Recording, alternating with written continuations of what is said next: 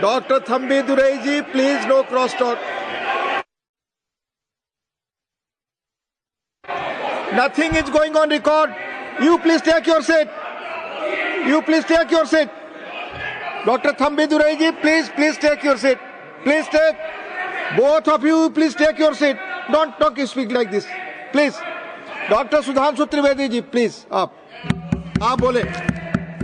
माननीय सभापति महोदय, आज इस पुराने वक्त की आखिरी रात में खड़े होकर इस नए वक्त के आगाज की नई सुबह के दिन मैं प्रधानमंत्री श्री नरेंद्र मोदी जी, हमारे अल्पसंख्यक मामलों के मंत्री किरण रिजिजू जी का मैं बहुत इस्तकबाल करता हूं।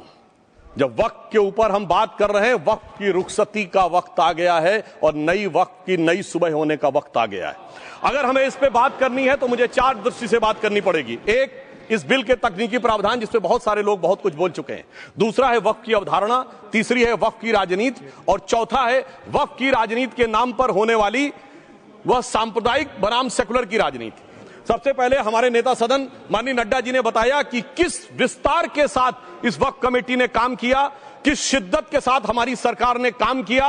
और चाहे वक्त कमेटी के जेपीसी के चेयरमैन हमारे उस सदन के सदस्य जगदम्बिका पाल जी रहे हो, हमारे मंत्री जी रहे हो, सबने जिस शिद्दत से काम किया है, तो उनके लिए मैं माननीय प्रधानमंत्री जी अपनी सरकार की तरफ से कहना चाहता हूं कि उन्होंने एक इबादत के भाव से काम किया है। तो मैं कहना चाहता हूं, इबादतों की तरह मैं ये काम करता हूं, अपने फर्ज को झुककर सलाम करता हूं, फिर भी आप खिलाफत कर रहे हैं तो तेरी मुखालफत से निखरती है शख्सियत मेरी। मैं सियासी दुश्मनों का भी बहुत एहतराम करता हूं। तो इस एहतराम के साथ मैं अब आगे का बयान शुरू करता हूं और मैं ये बताना चाहता हूं कि एक बड़ी सिंपल सी बात है जो अभी माननीय नड्डा जी ने भी कहा। दुनिया के तमाम मुस्लिम देश बता दिए, इस्लाम की धर्म स्थली सऊदी अरब, सबसे बड़ा मुस्लिम देश इंडोनेशिया, जहां खलीफत रही वहां टर्की, और जहां आईएसआईएस का इलाका वहां इराक और सीरिया, वहां कहीं भी कुछ भी नहीं है ऐसा, फिर भी हमारे यहां क्यों है कैसा। तो मैं कहना चाहूंगा सभापति महोदय, एक हिंदी में कहावत होती है, नया मुल्ला प्याज ज्यादा खाता है, परंतु यहां तो जो गैर मुल्ला प्याज बहुत खा रहा था और इतना खा रहा था कि आंसू निकल रहे थे गरीब मुसलमान के भी और देश के भी। इसलिए मैं कहना चाहता हूं सभापति महोदय, अगर छोड़ दीजिए भारत की बात करिए, तो क्या ऐसी कोई शक्ति सिखों के पास है, ईसाइयों के पास है, यहूदियों के पास है, पारसियों के पास है? नहीं है। छोड़ दीजिए, इस्लाम के अंदर आइए। अगर इतना भाईचारा है तो ये सुन्नी वक्फ बोर्ड और शिया वक्फ बोर्ड अलग क्यों है मेरे भाई? जमीन पे एक दूसरे पे एतबार नहीं है, सिर्फ सियासत के लिए साथ में आने की बात है। ये भी जरा सोचने की बात है। और जो अकलियतों में भी अकलियत है, आगा खानी है, बाकी है, जो बोहरा है, उनकी तो कोई गिनती नहीं है। हमारी सरकार ने पहली बार मुस्लिम समाज के अंदर भी ईमानदारी से सबको समान प्रतिनिधित्व देते हुए एक नई सुबह के नए वक्त का आगाज किया है। इसके लिए मैं सरकार को बधाई देना चाहता हूं। और सिर्फ ऐसा ही नहीं है, मुस्लिम समाज के अनेक लोग इस प्रकार के नियमों से बहुत प्रभावित हुए और बहुत प्रताड़ित हुए, जिसके अनेक उदाहरण बहुत लोगों ने बताए होंगे। मोहम्मदन एजुकेशन सोसाइटी कोल्हापुर का केस है, ईदगाह मैदान हुबली का केस है, जिसपर सुप्रीम कोर्ट ने साफ साफ उसको हुबली धारवाड़ म्युनिसिपल कॉर्पोरेशन को वापस कर दिया। अनीसा अयासा वर्सेस तमिलनाडु वक्फ बोर्ड का केस है, तेलंगाना स्टेट वर्सेस मोहम्मद मुजफ्फर का केस है, हिमाचल प्रदेश वक्फ बोर्ड वर्सेस ख्वाजा खलीलुल्लाह का केस है, और सभापति महोदय ताजमहल पर भी दावा कर दिया गया। अब तो मैं पूछना चाहता हूं, सुप्रीम कोर्ट ने अपने जजमेंट में कहा कि भाई शाहजहां के जमाने का लिखा फरमान लेके आइए, तब हम मानेंगे कि इस पे कोई दावा है या नहीं।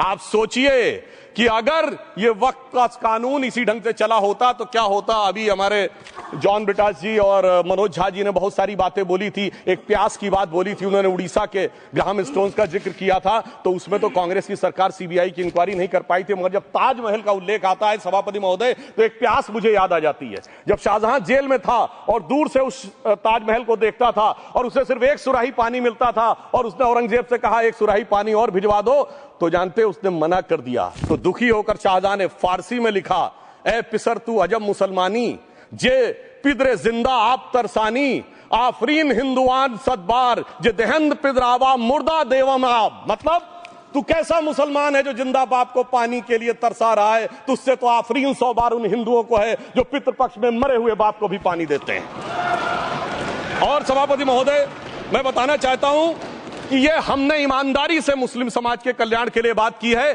क्योंकि एक तरफ खड़ा हुआ है ईमानदार मुसलमान जो शराफत के साथ ईमान को गले से लगाए हुए हैं, और दूसरी तरफ कुछ चंद सरमाएदार हैं जो उस अमानत में खयानत करके शरारत के साथ उसके झंडा बरदार बनना चाहते हैं। तो ये मुकाबला किसके बीच में है? ये शराफत अली और शरारत खान के बीच में मुकाबला है। हमारी सरकार शराफत अली के साथ खड़ी है, हमारी गरीब मुस्लिम के साथ खड़ी है।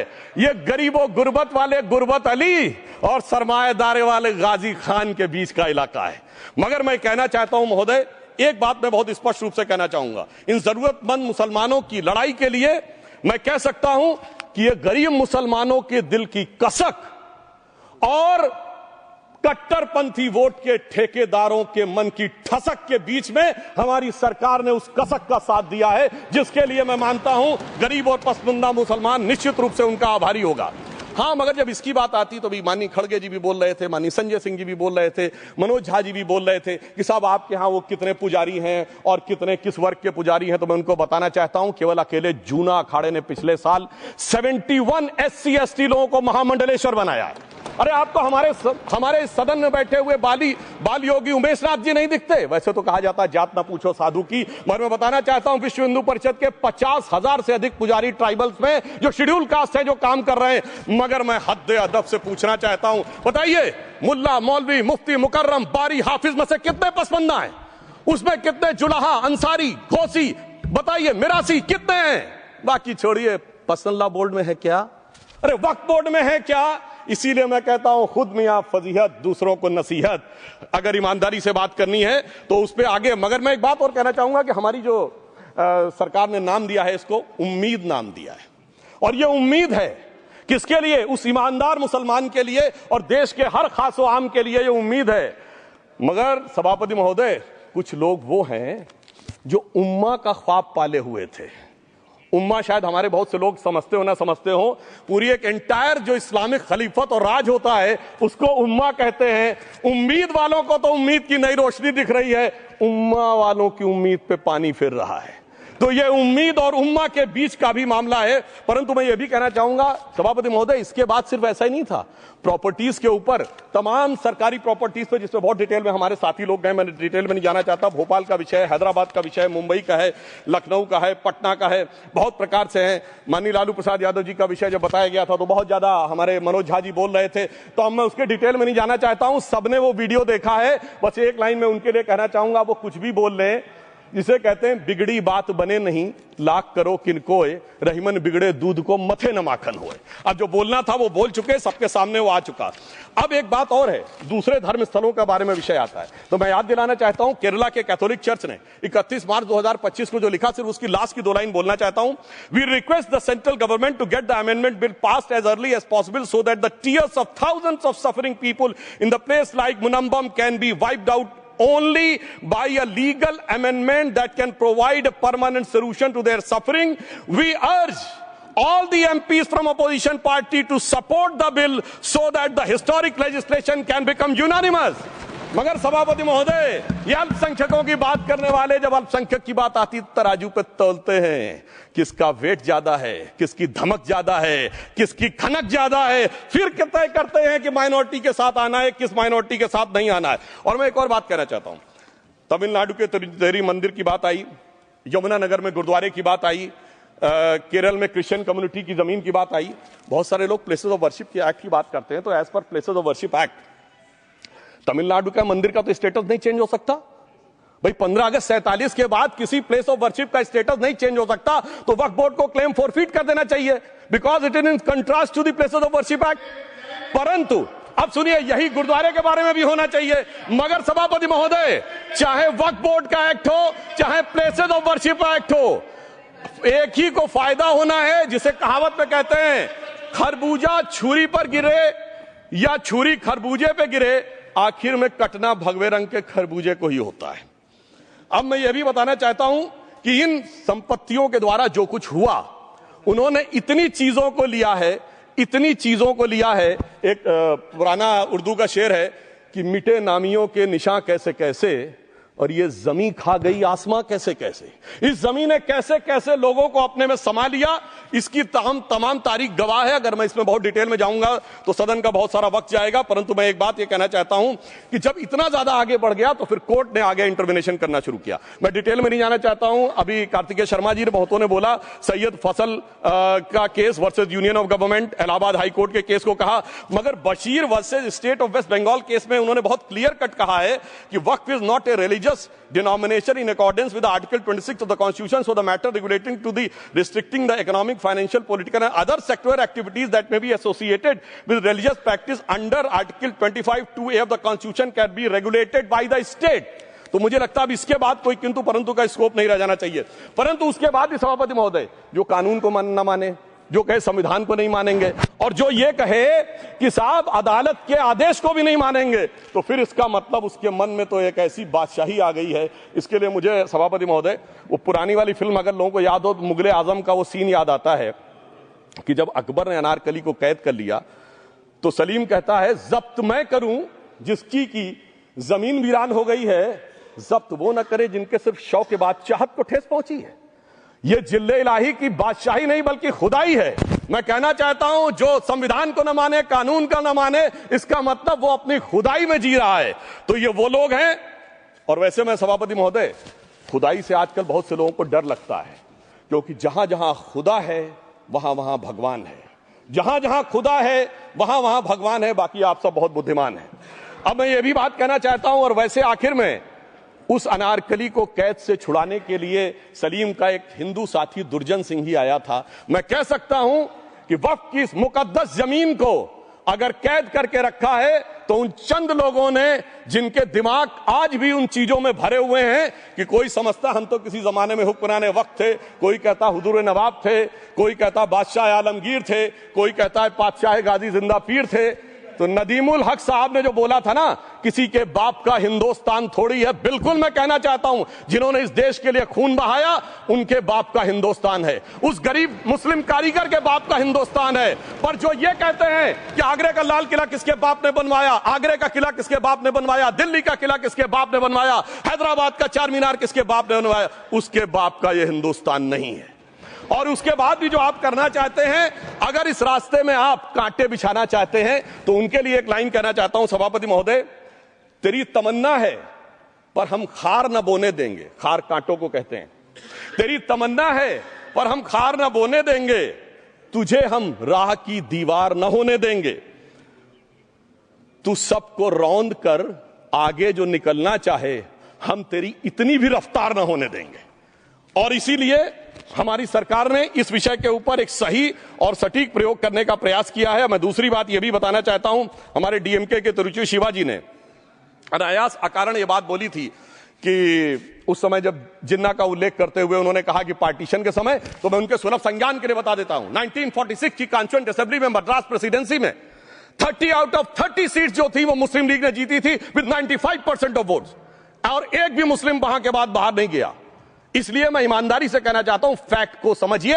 और जो मद्रास प्रेसिडेंसी के मुस्लिम लीग के अध्यक्ष थे और पीजे पोकर साहब बहादुर और मोहम्मद इस्माइल, वही बाद में इंडियन यूनियन मुस्लिम लीग के अध्यक्ष बने, और उन्होंने 28 अगस्त 1947 को सेपरेट इलेक्टोरेट मांगे, जो कोई जाके कॉन्स्टिट्यूएंट असेंबली की डिबेट में पार्लियामेंट किया। आप वेबसाइट पे पेज नंबर 270 पे जाके पढ़ लीजिएगा। सरदार पटेल ने बड़े गुस्से में इस बात को कहा, अब जो हो गया सो हो गया, एक रात में दिल नहीं बदल गया, मगर अब देश के लिए कैसे आगे बढ़ना है उसके लिए ईमानदारी से आगे आओ।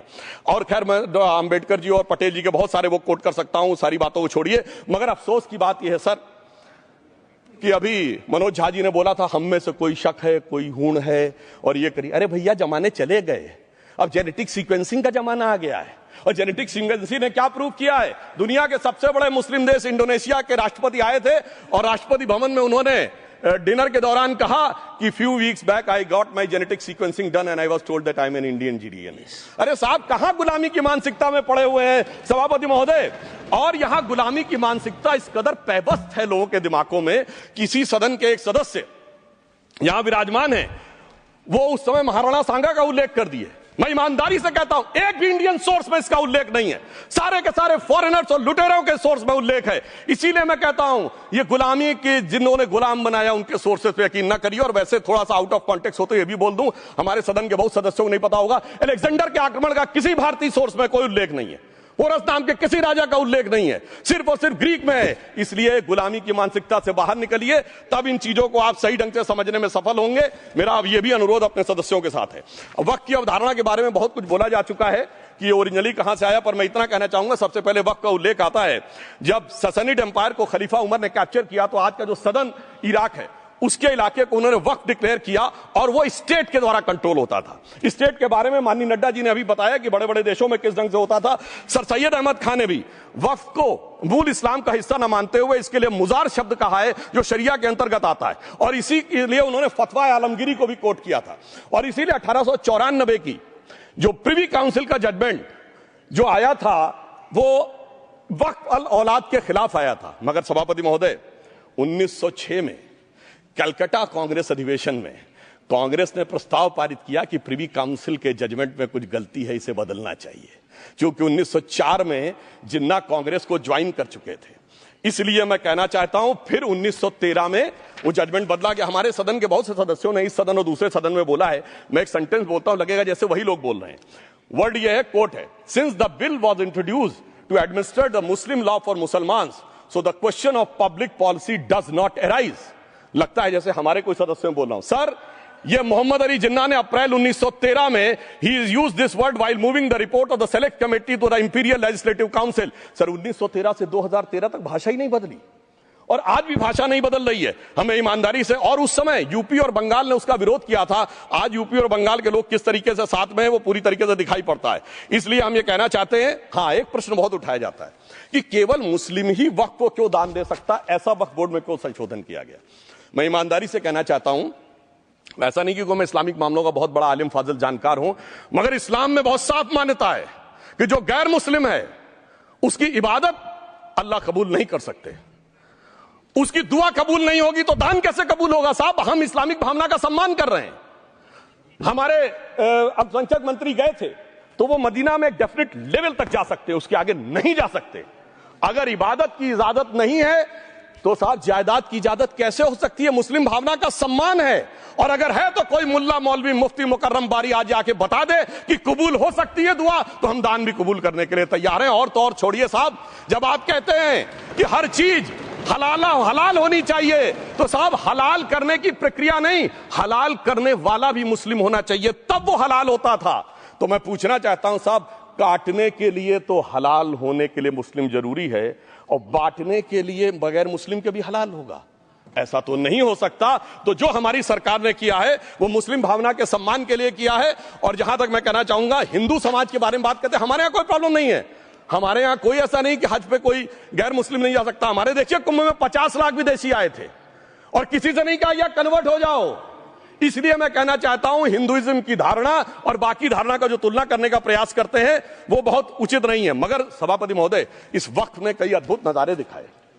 इस्लाम में जो काफिर से ज्यादा मुशरिक और शिर्क को बुरा माना गया, नहीं जो भगवान को माने ही नहीं। यहां देखिए वो लेफ्ट के लोग जो कहते धर्म एक अफीम है, वो आज खुदाई खिदमतगार बन के खड़े हो गए। सोचिए कैसा बदलाव आया है। और सर, मुझे एक और चीज नजर आती है, एक पुराना गीत था, वक्त ने किया क्या हसी सितम। तो आज मैं कहना चाहूंगा, वक्त ने किया क्या हसी सितम कि मुस्लिम लीग और शिवसेना मिलके हो गए हम।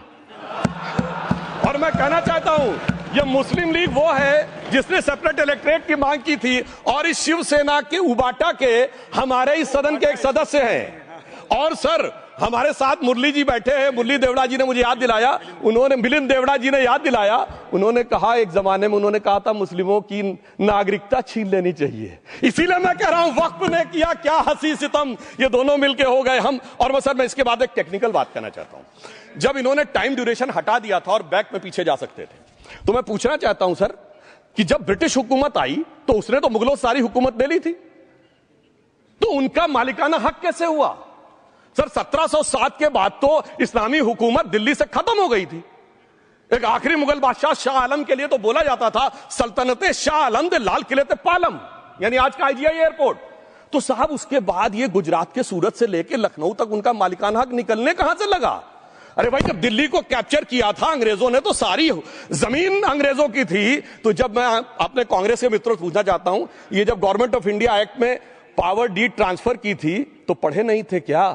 या खोखले कागज पर साइन कर लिए थे? या कागज सही था, आप खोखला करने की बात है?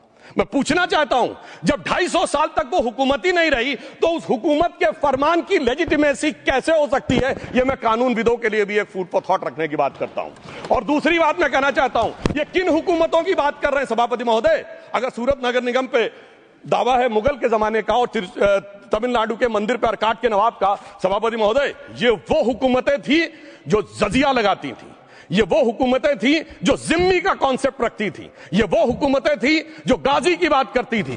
क्या भारत के संविधान में उन हुकूमतों के फरमान को सही मान्यता देना सही है? बिल्कुल गलत है। मैं कहता हूं, बाबा साहब अंबेडकर के संविधान में यदि आप ऐसी हुकूमतों के फरमान को रखने की कोशिश करते हैं तो this is fraud on constitution. और हमारी सरकार ने अगर बैकडेट से वो बंद किया है तो उस फ्रॉड को रोकने की पूरी व्यवस्था की है। और यहां पर मैं ये भी कहना चाहता हूं सभापति महोदय, जमींदारी उन्मूलन 1948 में हो गया, मगर ये बाद में जमींदार कैसे क्रिएट हो गए? हमने बचपन में विनोबा भावे, हम लोगों के जन्म से बहुत पहले की बात है, विनोबा भावे जी के भूदान आंदोलन की बात सुनी थी, जिसमें जमींदारों से पैसा लेके, जमीन लेके गरीबों को दी जाती थी। पर सभापति महोदय, कभी आपने सुना कि गरीबों की जमीन जमींदारों को मिल जाए? वो 2013 के बोर्ड ने वो व्यवस्था कर रखी थी। यानी वो भूदान आंदोलन था गांधी जी के शिष्य विनोबा जी का, तो आज के गांधियों के नेतृत्व में भू हड़प आंदोलन शुरू हो गया। अगर वो भूदान आंदोलन था तो ये भू हड़प आंदोलन था। इसलिए मैं एक और बात भी कहना चाहूंगा सभापति महोदय कि जिन हुकूमतों के फरमान की बात की जाती है, एक और फैक्ट है, इसको कोई अन्यथा न ले, जितने मुस्लिम बादशाह अलाउद्दीन खिलजी के बाद उन्होंने बगदाद की खलीफा का खुतबा पढ़ा है। That is a foreign rule, it's on record. कैसे उसको भारत सरकार मान्यता दे सकती है? इसलिए मैं कहना चाहता हूं, जरा सा गौर से देखेंगे तो हकीकत आपके सामने आ जाएगी। और क्या कभी किसी ने कल्पना की, किसी क्रिश्चियन ने तो नहीं कहा कि इंडिया गेट हमारा है, गेटवे ऑफ इंडिया हमारा है, और चर्च नहीं सही फिर भी चर्च गेट हमारा है? तो फिर यह केवल किसी एक के दिमाग में क्यों आती है? हमने जो इवैक्यू एक्ट के तहत दे दिया था पाकिस्तान के गए लोगों को, क्या हमारे जो सिख और हिंदू भाई आए थे उनकी जमीनें मिली? अरे महाराजा रणजीत सिंह की राजधानी लाहौर थी और काबुल तक था राज, तो क्या उन्होंने जमीनें नहीं दान दी होगी गुरुद्वारे और मंदिरों को? वो मिली। अरे वो तो छोड़िए, ननकाना साहब और करतारपुर साहब तक नहीं मिला था। इससे दिखाई पड़ता है कि कितनी एक तरफा हम लोगों ने कोई निगोशिएट ही नहीं किया और उसे करने की बात कही थी। इसलिए मैं कह सकता हूं सर कि अब हमारी सरकार ने जो संशोधन किए हैं, अब यह मजहबी हुकूमत के फरमान से नहीं, बाबा साहब अंबेडकर के संविधान से चलने वाला है। अब मैं अंत में उस विषय के ऊपर आता हूं जिसे सांप्रदायिक राजनीति बनाम सेकुलर राजनीति इसके ऊपर कहा जाता है। सभापति महोदय, मैं बताना चाहता हूं कि जब आजादी मिली उसके बाद क्या किसी ने डिमांड किया था कि हमें वक्फ बोर्ड चाहिए? नहीं किया था। फिर क्यों 54 में दिया गया? किसी मुस्लिम ने डिमांड किया क्या कि मदरसे चाहिए? फिर क्यों दिया गया? मुस्लिम समाज तो राष्ट्र की मुख्य धारा में आने को तैयार था, इसीलिए यूसुफ खान, दिलीप कुमार के नाम से आने में उन्हें कोई प्रॉब्लम नहीं थी। महजबीन बानो को मीना कुमारी के रूप में आने में प्रॉब्लम नहीं थी। मुमताज बेगम को मधुबाला बन के आने में प्रॉब्लम नहीं थी। हामिद अली को अजीत के रूप में आने प्रॉब्लम नहीं थी। मगर, और मैं यह भी बताना चाहता हूं, मुस्लिम समाज में बहुत बड़ा तबका उस समय इस बात को सोच रहा था, और अभी कपिल सिब्बल साहब बोले, ये उस चीज के वकील नहीं, इन्हें पता होना चाहिए, पता होगा कि सुन्नी सेंट्रल वक्फ बोर्ड राम मंदिर में 1961 में मुद्दई बना है, 12 साल के बाद, क्योंकि के मोहम्मद ने लिखा है कि एक बहुत बड़ा तबका था जो ये मानता था कि हमें इस चक्कर में नहीं पड़ना चाहिए। मगर अफसोस कि वही लेफ्टिस्टों, सेकुलरिस्टों ने उनको समझाकर इस मुकाम तक लाकर खड़ा कर लिया। अब यहां मैं एक और बात कहना चाहूं, खैर छोड़िए उन सरकारों ने बाद में क्या दिया, मगर उसके बाद सुनिए, इंदिरा जी के जमाने में मुस्लिम पर्सनल लॉ बोर्ड आया, तो राजीव जी के जमाने में शाहबानो केस आया, तो नरसिम्हा राव के जमाने में 95 का एक्ट आया, तो मनमोहन सिंह जी के जमाने में 2013 का एक्ट आया, मगर इलाज नहीं निकला। तो इसे एक शेर में कहूंगा कि मरीजे सेकुलर इश्क पर लानत खुदा की, मर्ज बढ़ता गया जो दवा की। अब मैं सभापति महोदय एक और बात कहना चाहता हूं, शुरू के 20-25 साल में मुस्लिम समाज के बारे में मैं कहना चाहता हूं। आज जब आजादी मिली तो मुस्लिम समाज के प्रतीक कौन थे? उस्ताद बिस्मिल्लाह खां, उस्ताद फरीदुद्दीन डागर, उस्ताद बड़े गुलाम अली, उस्ताद जाकिर हुसैन, जिनकी अभी कुछ दिन पहले डेथ हुई, बड़े बड़े नगमा निवार, हसरत जयपुरी, मजरूर सुल्तानपुरी, साहिर लुधियानवी, कैफी आजमी, जोश मलियाबादी, जिगर मुरादाबादी। अब सर क्या हो गया? तब मुस्लिम समाज इन अदब के शाहकारों के साथ जोड़ा जाता था। आज मुस्लिम समाज का नेतृत्व किन लोगों के साथ जोड़ता है? इशरत जहां, याकूब मेनन, मुख्तार अंसारी, अतीक अहमद, दाऊद इब्राहिम। कौन जोड़ रहा है ये? तब से सर, जब से ये सेकुलर हो गया देश 1976 से और सेकुलर सियासत शुरू हुई, उसने ले जाकर इनको इस मुकाम तक पहुंचाया। और इस वक्फ बोर्ड के बिल में भी जो बात कही जा रही है सर, मुस्लिम समाज को यह समझाया गया कि तुम्हें बीजेपी वालों को तुमसे बड़ी अदावत है, और कहा गया इनको बड़ी मोहब्बत है। जब यह देश आजाद हुआ, मैं उत्तर प्रदेश का रहने वाला हूं, उत्तर प्रदेश में 1931 की सेंसस में 8% रेट ऑफ डेथ थी और सैयद मुसलमानों में 24% थी। यूपी की ब्यूरोक्रेसी में 20% थे। आज कहां चले गए सब? मैं एक लाइन में कहना चाहूंगा, ये अदावत और मोहब्बत की सियासत में ऐसे फंसे कि किसी को किसी की मोहब्बत ने मारा, किसी को किसी की अदावत ने मारा, मगर इस शराफत अली को सेकुलर सियासत ने मारा। और मैं सभापति महोदय एक और बात कहना चाहता हूं कि चलिए बोलिए। Fauzia Khan, please one second, mic is there.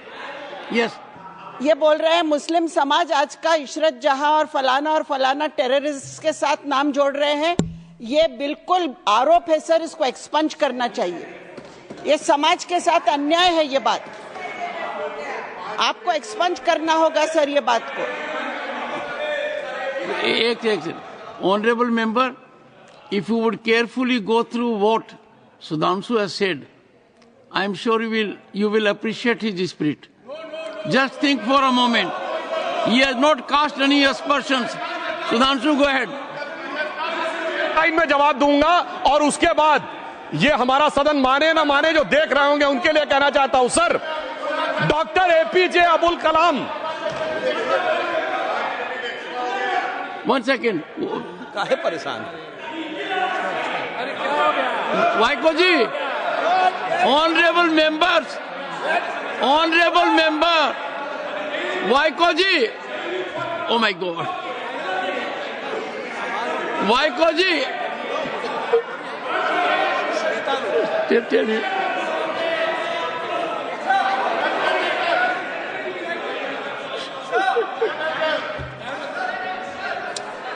Honourable SM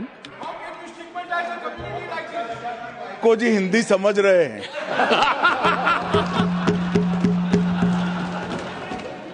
one second, Fauzia Khan, one second, first I think, one second sir क्या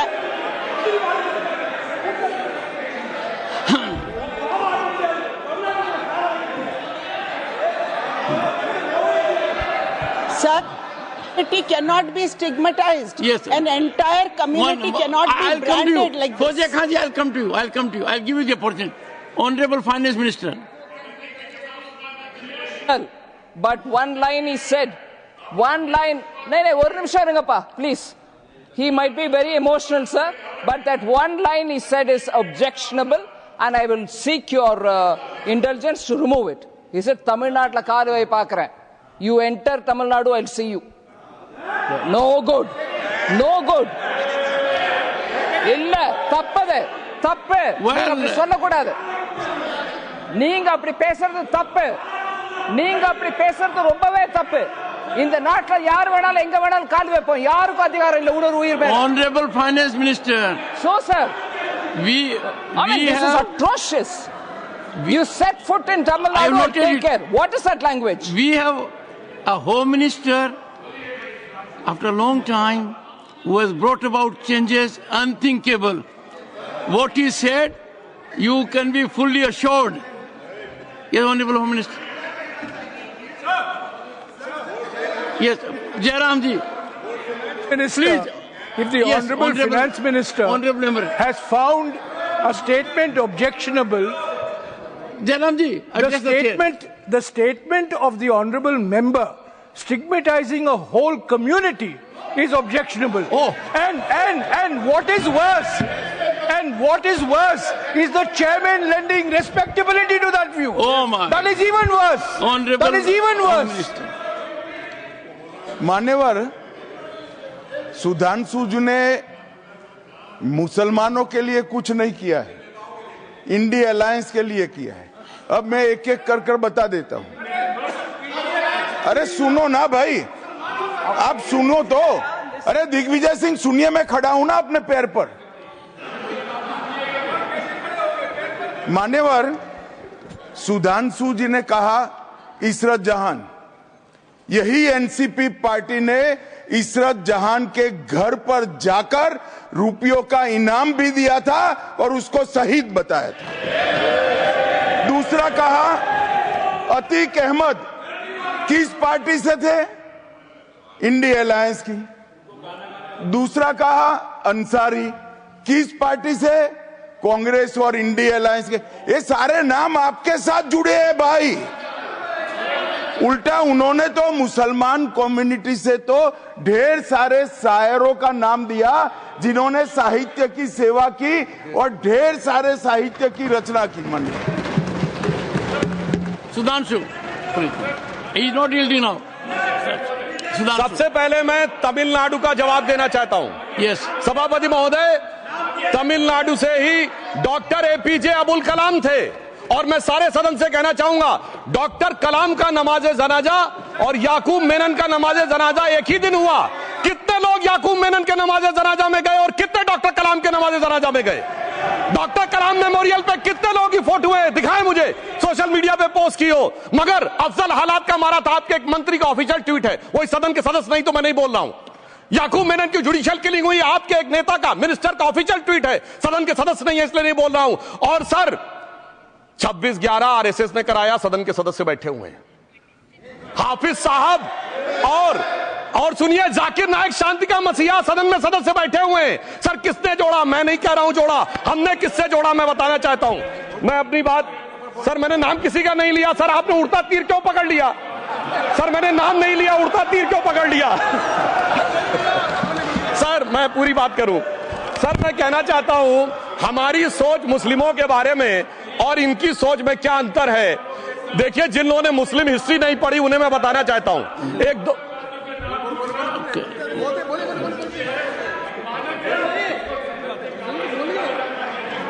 सभापति महोदय, मैं थोड़ा उन लोगों को इस्लामिक हिस्ट्री के बारे में बताना चाहता हूं। Honourable Digvijaya Singh, please, I'll give a chance. I'll give. माननीय सदस्य, ऑनरेबल दिग्विजय सिंह जी। माननीय सभापति महोदय, जो माननीय सदस्य ने एक बात कही है, मैं सुन रहा था डॉक्टर त्रिवेदी जी की बात।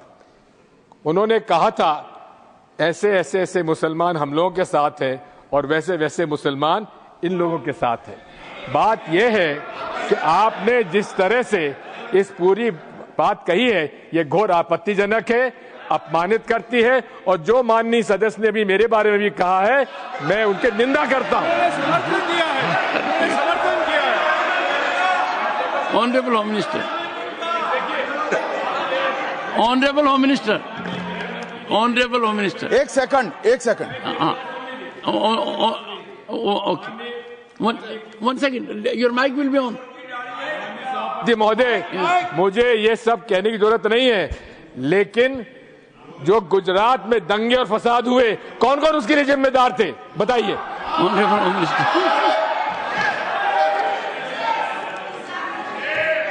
मान्यवर, मैं ध्यान से बारीकी से पूरे संवाद को सुन रहा हूं।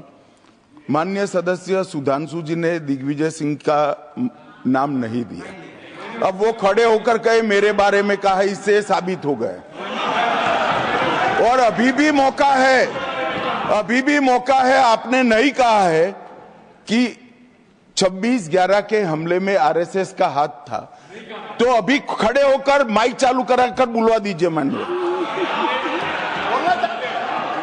और आपत्तिजनक बात है, मैंने ये बात कभी नहीं कही है, ये आप लोगों का प्रचार है। मेरी आपत्ति इस बात की थी कि सभी माननीय सदस्य ने और बात कही है कि अब हमारे तरफ ऐसे ऐसे मुसलमान थे और वैसे वैसे मुसलमान हम लोग की तरफ थे। ये पूरे समाज के साथ, पूरे अल्पसंख्यक समाज के साथ अपमानजनक बात है। और माननीय सभापति महोदय, आप बताइए, माननीय गृह मंत्री जी, आप वहां पर थे, गृह मंत्री थे, जब दंगे हुए थे तो आप लोगों का क्या रोल था, ये जन जाहिर करे, जन जाहिर। होम मिनिस्टर, नेवर, इनको मेरा हुआ ऐसा है कि मैं ही दिखाई पड़ता हूं आपकी। सुनिए सुनिए, अब सुनिए ना दिग्विजय सिंह, सुनिए 1 मिनट सुनिए। दंगे शांत होने के बाद 18 महीने के बाद मैं गृह मंत्री बना, दंगा हुआ तब मैं गृह मंत्री नहीं था। सुधांशु त्रिवेदी, संदर्भ में किसी का नाम नहीं लिया। अजीज बर्नी की किताब थी 2611 एंड आरएसएस कॉन्स्पिरेसी, कोई जाके चेक कर ले उसमें कौन कौन कहां कहां था। अब मैं मुसलमानों के बारे में कहना चाहता हूं, मुस्लिम समाज के लिए। बहुत से लोग ऐसे हैं जिनको मुस्लिम समाज की हिस्ट्री नहीं पता है। मैं बताना चाहता हूं, भारत से जब न्यूमेरिक सिस्टम सबसे पहले गया तो अल जहार थे सबसे पहले, जिन्होंने जाके 1793 में जो सूर्य सिद्धांत था उसका अरबी में ट्रांसलेशन हुआ सिंध हिंद। और हम बता रहे हैं हम किस तरह के मुस्लिम को साथ रखते हैं। डॉक्टर कलाम से बड़ा आलिम इस्लाम में साइंसदान नहीं हुआ, और आरिफ मोहम्मद खान साहब जो बिहार के गवर्नर हैं उनसे बड़ा आलिम फाजिल मुसलमान आज सियासी जमात में तो नहीं होगा, यह मैं दावे के साथ कह सकता हूं। मगर मैं बताना चाहता हूं सर, उसके बाद उन्होंने एक किताब लिखी, एक सर 10th सेंचुरी के मुस्लिम राइटर थे जिन्होंने किताब लिखी, उसका नाम था the compendious book of balancing and completion according to Hindu calculation, जिसको शॉर्ट में अल जब्र कहा गया, और वहां से अलजबरा निकला। और सर उसके बाद अल ख्वारिज्म आया। और सर आज मेरे ख्याल से सदन के बहुत से लोगों को नहीं पता होगा, ये जो एल्गोरिथम वर्ड है ये अल ख्वारिज्म से आया हुआ है। एक जमाने में इस्लाम में बैतुल हिकमत था, यानी वो सबसे बड़ा हिकमत का केंद्र था। जब एक से एक लोग होते थे, बहुतों को नहीं पता होगा कि कोलंबस ने जिस नक्शे के थ्रू दुनिया ट्रेवल किया था वो बनाने वाला भी एक मुस्लिम था, अल इदरीसी। मगर सर एल्गोरिथम आज ऐसा बदला कि एआई के एज में दलगत भावना से ऊपर उठकर औरंगजेब के साथ खड़े हो गए। सर ये एल्गोरिथम किसने बदल दिया, ये मैं बताना चाहता हूं। इस पे थोड़ा सोचने की जरूरत है। इसलिए मैं कहता हूं मुस्लिम पॉलिटिक्स की सोच क्या थी, हमने किन मुसलमानों का साथ दिया है, मैं बताना चाहता हूं सर। वीर अब्दुल हमीद की शहादत की 50वीं वर्षगांठ 2015 में हुई।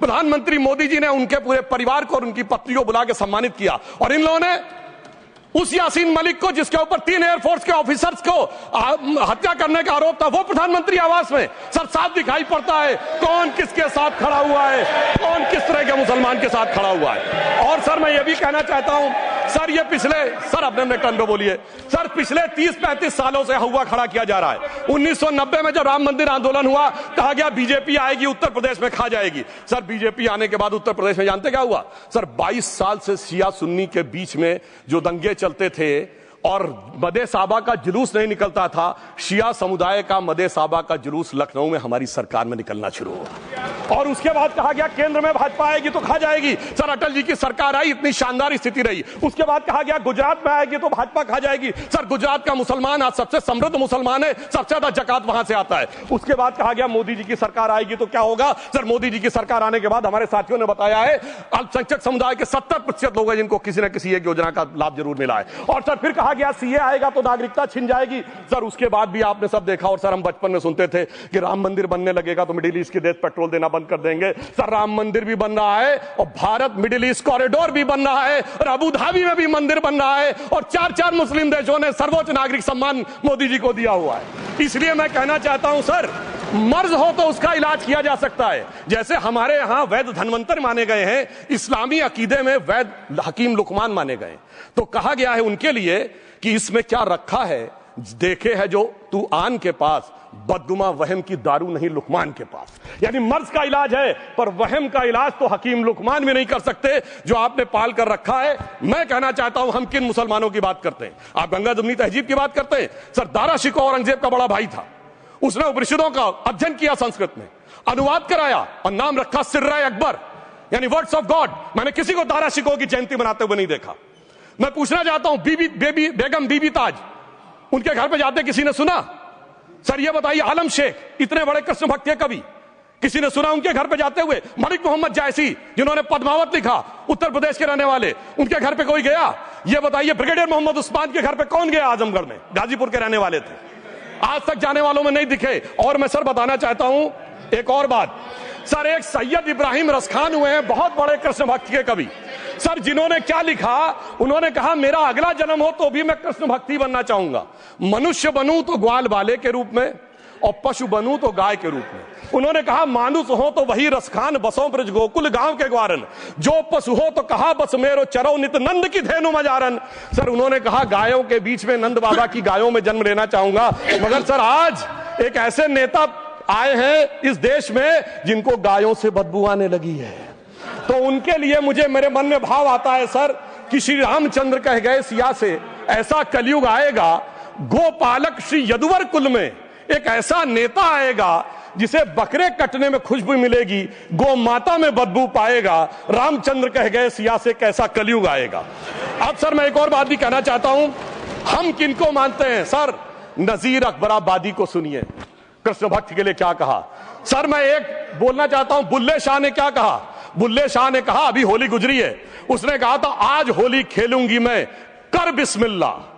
उन्होंने आगे कहा अलस्तु बि रबिकुम प्रीतम बोले, सब सखियों ने घूंघट खोले, नाम नबी की रतन चढ़ी, सुनिएगा, नाम नबी की रतन चढ़ी और बूंद पड़ी अल्लाह अल्लाह, आज होली खेलूंगी मैं, कर बिस्मिल्लाह। तो मैं भी कहता हूं अब बिस्मिल्लाह करिए और उसके बाद हमारे इस सहयोग करिए, इस सकारात्मक उसका, वरना अल्हम्दुलिल्लाह जो हम मुसलमानों के लिए और देश के लिए करना चाहते हैं उसमें हमें सफलता जरूर मिलेगी। अंत में मैं सिर्फ यह कहना चाहता हूं सर, तमाम प्रकार की बातें यहां पर हुई, सकारात्मक और नकारात्मक, मगर अफसोस की बात यह है कि 1913 के वक्फ वाल औलाद से लेके 2013 के वक्फ वाल औलाद तक इनकी फितरत नहीं बढ़ती, क्योंकि सर ये तो पार्टियां ही अल औलाद हैं, तो इनको तो उससे बहुत ज्यादा वो होगी। पर मैं सिर्फ अंत में कहना चाहता हूं सर, अपनी सोच बदलिए। आप जिस कश्ती पे सवार होकर इस दरिया को पार करने की कोशिश कर रहे हैं, पिछले 75 साल में नहीं कर पा रहे हैं, 10-12 साल में बहुत हिचकोले खा रहे हैं, तो कश्ती और रास्ता बदलिए। तो इनके लिए अंत में एक पंक्ति कहते हुए बात समाप्त करना चाहूंगा कि इन्होंने कश्ती भी नहीं बदली, दरिया भी नहीं बदला, पर इन डूबने वालों का जज्बा भी नहीं बदला, पर है शौक सफर ऐसा, एक उम्र हुई हमने, मंजिल भी नहीं पाई, रास्ता भी नहीं बदला।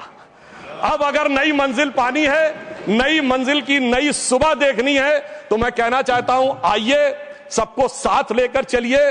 और एक ऐसा वक्त आया है जब मैं जो हमारे किरण रिजिजू जी ने कहा था कि मैंने एक शम्मा जलाई हवाओं के खिलाफ, तो मैं प्रधानमंत्री मोदी जी की तरफ से कहता हूं कि हमें इल्जाम मत दीजिए, बहुत अफसोस होता है, हमें इल्जाम मत दीजिए, बहुत अफसोस होता है।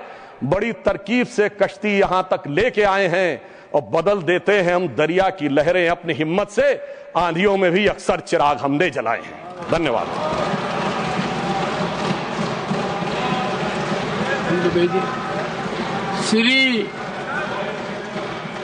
श्री जावेद अली खान, क्या पॉइंट ऑफ ऑर्डर? धन्यवाद सभापति जी। One second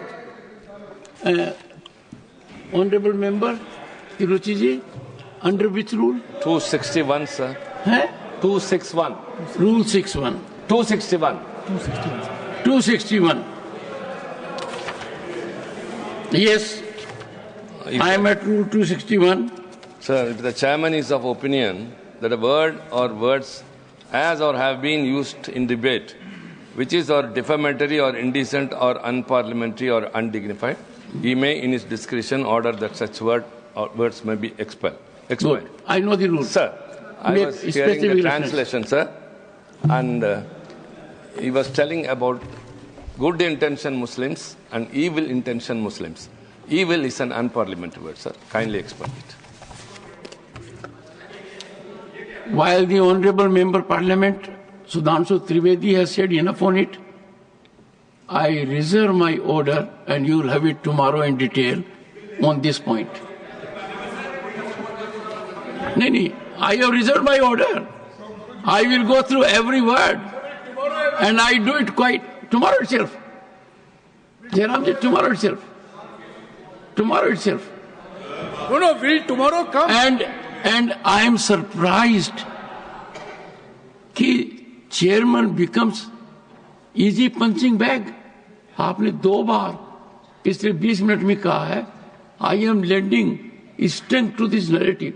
So you supported him? Yes. You supported him?